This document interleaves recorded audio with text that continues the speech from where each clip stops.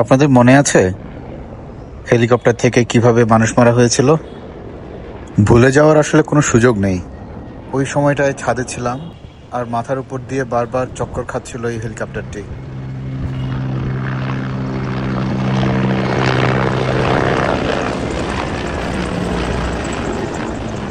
ভাবতেই কেমন যেন গা শিউরে ওঠে। কিছু বুঝে ওঠার আগে হয়তো আমিও সেদিন শহীদ হয়ে যেতে পারতাম।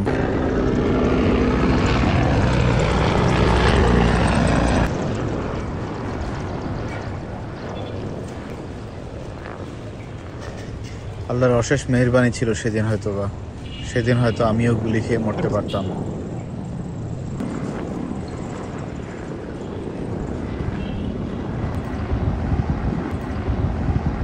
সকল শহীদের আত্মত্যাগের প্রতি গভীর শ্রদ্ধা জানাই।